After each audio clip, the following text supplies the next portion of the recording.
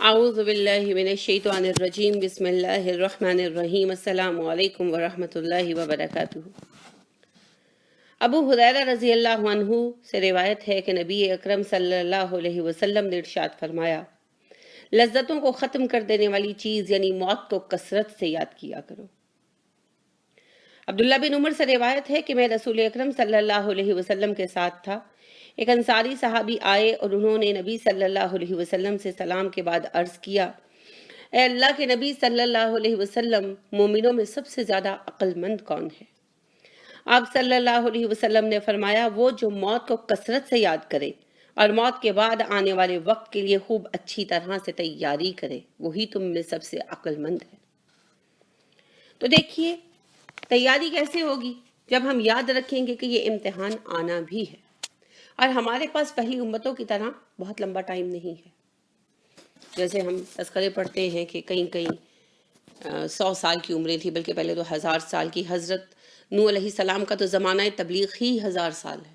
اسی طرح جو حضرت شمون کا قصہ رسول اللہ صلی اللہ علیہ وسلم نے بیان کیا، ایک یہودی بنی اسرائیلی ایک جو ہے وہ نیک آدمی تھے، تو ان کی زمانہ جو ہے عبادت کا وہ بھی آپ صلی اللہ علیہ وسلم نے بہت طویل بتایا، بہت طویل عمر تھی ان کی۔ 1000 مہینوں کے برابر زمانہ جو ہے وہ کرتے رہے تبلیغ اور جو ہے یعنی اللہ کی راہ میں جہاد۔ اسی پر تو صحابہ پھر افسردہ ہو گئے تھے کہ ہماری عمریں کم ہیں۔ تو یہ حقیقت ہے کہ ہماری عمریں کم ہیں۔ ابو ہریرہ سے روایت ہے کہ رسول اللہ صلی اللہ علیہ وسلم نے فرمایا، میری امت کی عمریں 60 سے 70 سال تک ہیں۔ میری امت میں ایسے لوگ بہت کم ہوں گے جو اس سے تجاوز کریں۔ تو آپ دیکھیں حقیقت یہی ہے، 60-70 ایوریج ایج ہے ہماری۔ 65 میں 64 میں نارملی جو وفات کا ہمارا یعنی سٹینڈرڈ ایک زمانہ ہے وہ یہی ہے۔ تو پھر غفلت کے لیے ٹائم ہی کتنا بچتا ہے نا۔ یہ نہیں ہے کہ کوئی 200 سال کی عمر ہے تو پہلے 50 سال مزہ کر لو، تو پھر 50 سال نارمل گزار لینا، تو پھر 100 سال عبادت کر لینا۔ ہمارے پاس ایسا نہیں ہے۔ اول تو موت کا کسی کو بھی پتہ نہیں، جب عمریں لمبی تھی تب بھی جوان لوگ بھی مرتے تھے، لیکن ہمارے پاس تو بالکل ہی نہیں ہے نا۔ ہم پر اللہ نے بہت سارے احسانات کیے ہیں، اور زمانے کے مطابق جس طرح سے ہمارا جسم تیزی سے ڈھلتا ہے، اس کے مطابق عمر کا کم ہو جانا بھی اللہ کا فضل ہے۔ بہرحال یہ ایک علیحدہ بحث ہے۔ ایک اور روایت میں نبی صلی اللہ علیہ وسلم ارشاد فرماتے ہیں، جسے اللہ تعالیٰ نے 60 سال کی عمر دے دی، اس کی طرف عمر میں کوئی عذر نہیں چھوڑا۔ یعنی 60 سال اتنا عرصہ ہے کہ وہ یہ نہیں کہہ سکتا کہ اللہ جی مجھے تو وقت ہی نہیں ملا، اتنا ٹائم ہی نہیں ملا کہ میں سوچتا اس بارے میں۔ یعنی دیکھیے نا کہ 17-18 سال کی جو ایج ہوتی ہے، انسان بالکل جذباتی اور اندھا ہوتا ہے اس وقت میں۔ یہ پھر زمانہ چلتا ہے جس میں بہت جذباتیت ہوتی ہے، پیسے کی بھی بہت لالچ ہوتی ہے، اور انسان ایک خاص قسم کی خود غرضی میں مبتلا ہوتا ہے، اور اپنے بارے میں بڑی خوش فہمی میں مبتلا ہوتا ہے۔ یہ چلتی ہے 25-26 سال تک، میکسیمم 30 سال تک۔ اس کے بعد انسان کے مزاج میں ٹھہراؤ آنا شروع ہو جاتا ہے، وقار آنا شروع ہو جاتا ہے، جسم بھی ڈھلنا شروع ہو جاتا ہے، صلاحیتیں کم ہونی شروع ہو جاتی ہیں۔ تو 40 سال کی عمر تک پہنچتے پہنچتے بندہ بن جاتا ہے نا، اپنے آپ کو انسان سمجھنے لگ جاتا ہے۔ وہ جو پیک یوتھ میں پتہ لگ رہا ہوتا ہے، پرائم یوتھ میں، کہ بھئی کوئی دنیا ہمارے قدموں کے تلے ہے، وہ والی اپروچ ختم ہو گئی ہوتی ہے۔ اور 50 سال کو پہنچتے پہنچتے تو رب یاد آ جاتا ہے، اٹھتے بھی رب یاد آتا ہے، بیٹھتے بھی رب یاد آتا ہے، گھٹنوں میں دردیں شروع ہو جاتی ہے، کمروں میں دردیں شروع ہو جاتی ہیں۔ تو پھر اس کے آگے جو ایج ہے وہ تو بڑھاپے کی عمر ہوتی ہے۔ تو اگر اس میں بھی کسی نے جو ہے وہ نہیں کیا استغفار اور غلطیوں کی معافی نہیں چاہی، تو قصور کس کا ہے؟ لہٰذا رسول اللہ صلی اللہ علیہ وسلم نے بالکل حق فرمایا کہ جسے 60 سال کی عمر دے دی، اس کی طرف کوئی عذر باقی نہیں رہا، کیونکہ بڑھاپا یہ دردیں کیوں لگ جاتی ہیں؟ اٹھتے بیٹھتے یاد کراتی ہیں، ریڈی رہو جانے کا ٹائم آ گیا، یہ علام ہے نا آپ کے۔ اسی طرح آپ دیکھیے کہ آنے کا مقصد کیا ہے، جانا۔ اللہ رب کریم نے ارشاد فرمایا سورہ آل عمران، ہر جان موت کا ذائقہ چکھنے والی ہے۔ اسی طرح سورہ انبیاء میں بھی ارشاد فرمایا، بالکل وہی الفاظ ہے، کل نفس ذائقۃ الموت، ہر جان، ہر زندگی، ہر نفس موت کا ذائقہ چکھنے والا ہے۔ وَنَبْلُوكُمْ بِالشَّرِّ وَالْخَيْرِ فِتْنَةً، اور ہم تمہیں دنیا میں خیر و شر کے ذریعے آزمانے والے ہیں۔ وَإِلَيْنَا تُرْجَعُونَ، اور اس کے بعد تم ہمارے پاس ہی لوٹ کر آؤ گے۔ نبی صلی اللہ علیہ وسلم کو بھی اللہ نے ارشاد فرمایا، سورہ زمر آیت نمبر 30، اِنَّكَ مَيِّتٌ وَإِنَّهُم مَيِّتُونَ، بے شک ہے نبی صلی اللہ علیہ وسلم آپ نے بھی مرنا ہے، یہ سب بھی مرنے والے ہیں۔ اسی طرح سورہ جمعہ میں ارشاد فرمایا، آپ کہہ دیجئے بے شک یہ موت جس سے بھاگنے کی تم کوشش کر رہے ہو تم سے مل ہی لے گی، تم تک پہنچ جائے گی، پھر تم ہر ظاہر اور پوشیدہ چیز کا علم رکھنے والے رب کے پاس واپس لوٹائے جاؤ گے، اس کے سامنے پیش کر دیے جاؤ گے۔ سورہ نساء میں فرمایا، اینما تکونوا یدرککم الموت ولو کنتم فی بروج مشیدہ، تم جہاں کہیں بھی موجود ہوگے موت تمہیں آن پکڑے گی، چاہے تم بڑے مضبوط قلعوں کے اندر چھپ جاؤ، آ جائے گی موت۔ سورہ سجدہ میں ارشاد فرمایا، کل کہہ دیجئے نبی صلی اللہ علیہ وسلم، یتوفاکم ملک الموت، تمہیں موت کا فرشتہ فوت کرے گا، الذی وکل بکم، وہی فرشتہ جو تم پر تعینات کر دیا گیا ہے، ثم الی ربکم ترجعون، پھر تم اپنے رب کے پاس واپس لوٹا دیے جاؤ گے۔ تو جانا تو ہے، کوئی شارٹ کٹ نہیں ہے، کوئی رستہ نہیں ہے، کہیں سے بچ نہیں سکتے، اور ہمارا مرنا یا ہمارے لیے باعث رحمت ہے یا ہمارے مرنے سے دوسرے سکون پاتے ہیں۔ ابو قتادہ کہتے ہیں کہ رسول اللہ صلی اللہ علیہ وسلم کے پاس ایک جنازہ گزرا تو آپ نے پوچھا، یہ شخص موت سے آرام پانے والا ہے یا اس کے مرنے سے آرام حاصل کیا گیا؟ صحابہ نے کہا کہ اللہ کے رسول صلی اللہ علیہ وسلم کیا مطلب آرام پانے والا ہے یا وہ ہے جس سے آرام دیا گیا؟ آپ نے فرمایا،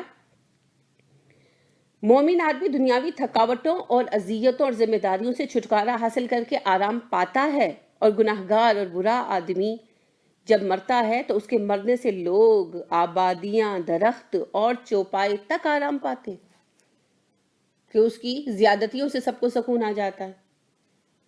تو اللہ رب کریم بہتر ہمارے احوال کریں۔ اب ہمیں دیکھنا ہے کہ ہمارے مرنے سے لوگ کہتے ہیں جان چھوٹی یا ہمارے مرنے سے لوگ رنجیدہ ہوتے ہیں، یہ ہمارے اختیار میں ہے، یہ تقدیر کا معاملہ نہیں ہے، یہ عمل کا معاملہ ہے۔ عبداللہ بن عمر سے روایت ہے کہ رسول اللہ صلی اللہ علیہ وسلم نے فرمایا، موت تو مومن کے لیے تحفہ ہوتی ہے۔ تو اب دیکھیے کہ موت کی کیفیت ہے تو تکلیف دے، لیکن مومن کے لیے اللہ رب کریم اس کو تحفہ بنا دیتے ہیں۔ کس طرح؟ اس کے ذریعے مومن کے گناہ معاف ہو جاتے ہیں اور وہ اللہ کے سامنے ایسے پیش ہوتا ہے جیسے اس نے کبھی کوئی گناہ کیا ہی نہ ہو۔ رسول اللہ صلی اللہ علیہ وسلم نے ارشاد فرمایا، مومن کی حالت عجیب ہے، اسے کانٹا بھی چبھتا ہے تو اس کے گناہ کی تلافی ہو جاتی ہے، یہاں تک کہ وہ زندگی کی تکلیفیں اٹھاتا ہے اور جان کنی کی اذیت برداشت کرتا ہے، اور اللہ کے ہاں جب پہنچتا ہے تو ایسے پاک ہوتا ہے جیسے ماں کے پیٹ سے ابھی پیدا ہوا ہو۔ لیکن ان سب چیزوں کے ثواب کے حصول کے لیے شرط ہے صبر کرنا۔ تفصیل اس کی ہم بیمار پرسی میں دیکھیں گے انشاءاللہ۔ تو بات یہ ہے کہ موت حقیقت ہے، آ کر رہنی ہے، موت سے بچنا ممکن نہیں ہے۔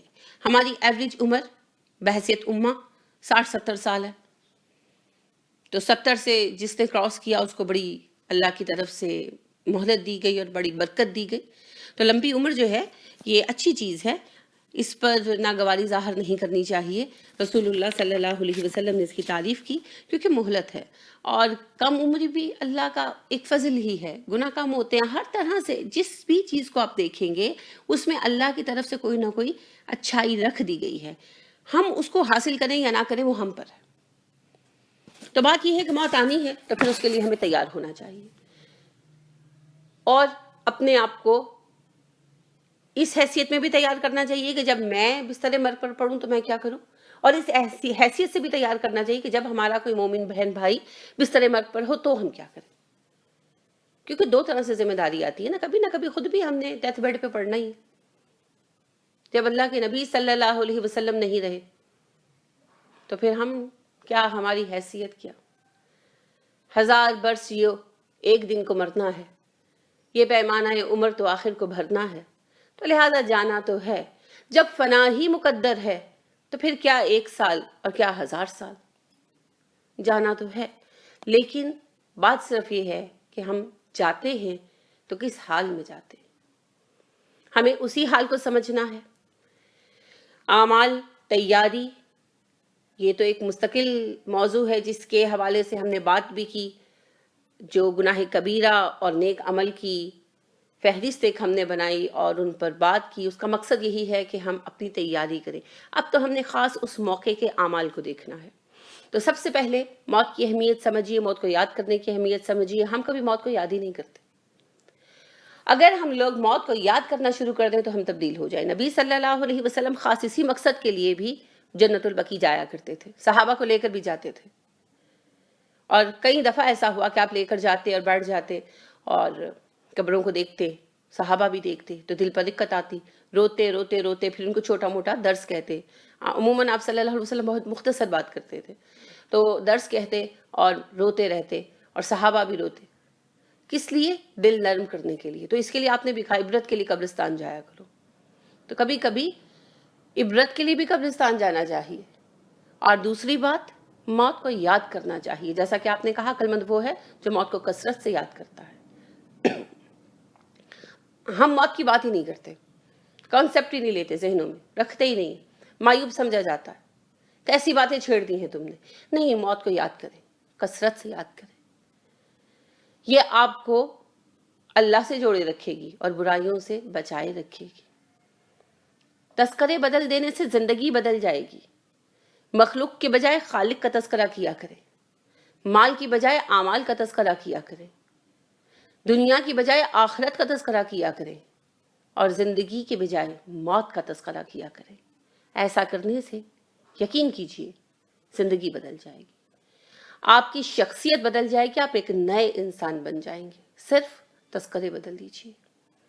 اللہ ہمیں توفیق عطا فرمائے، آمین۔ سبحانک اللہم و بحمدک ونشہد ان لا الہ الا انت ونستغفرک ونتوب الیک۔ السلام علیکم ورحمۃ اللہ وبرکاتہ۔